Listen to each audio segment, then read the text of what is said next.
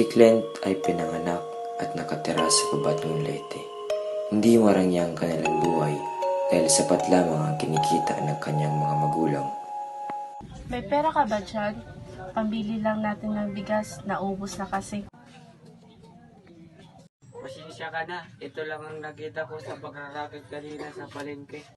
Naaawa si Clint sa kanyang mga magulang sa tuwing nahirapan sa kanilang pangkabuhayan.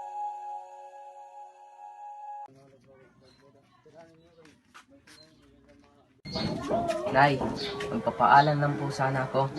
Gagawa lang po kami ng project ng mga kaklase ko. O sige anak, pag-iingat ka, huwag ka magpapagabi. Opo, Nay. Huwag na po, Tay. Dagdag mo na lang po yan sa mga gastusin sa bahay. O sige anak. Si Clint ay pumunta na sa kanyang mga kaklase para gawin ang kanilang proyekto. Subalit ito ang nangyari. Ano kayang meron sa tatay at nanay niya?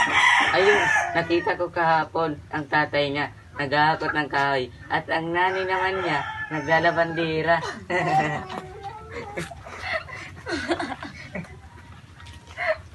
At ito na nga ang nangyari.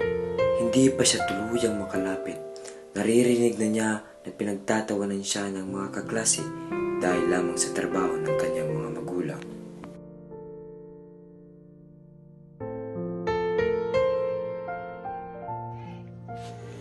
Kailanmay, hindi ikinaya ni Clint ang trabaho ng kanyang mga magulang. Tagabuhat man ng kahoy o labandera.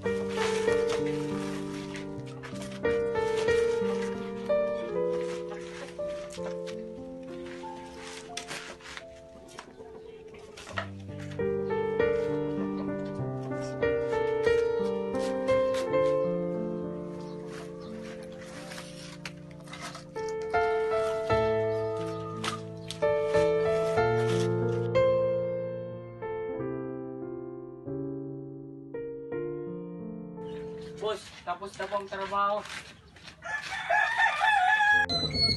Tapos na. Oh, ang sweldo mo.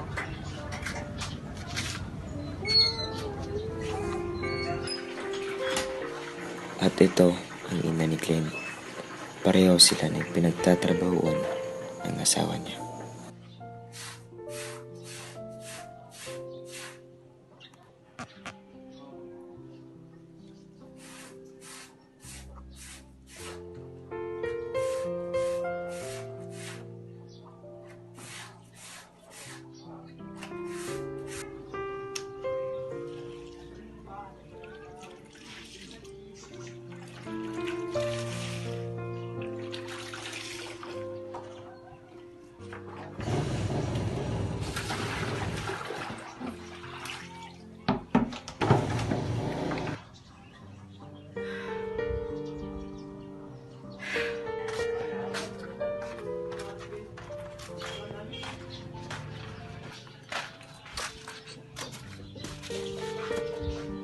Sir, tapos na po ako maglaba ng inyong mga damit.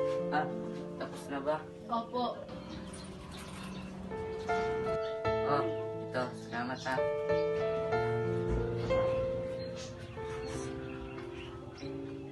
Si Clint ay lubusang naawa sa kanyang mga magulang. Nagpupursigi siyang maghanap ng paraan para makatulong siya sa kanyang ama at ina.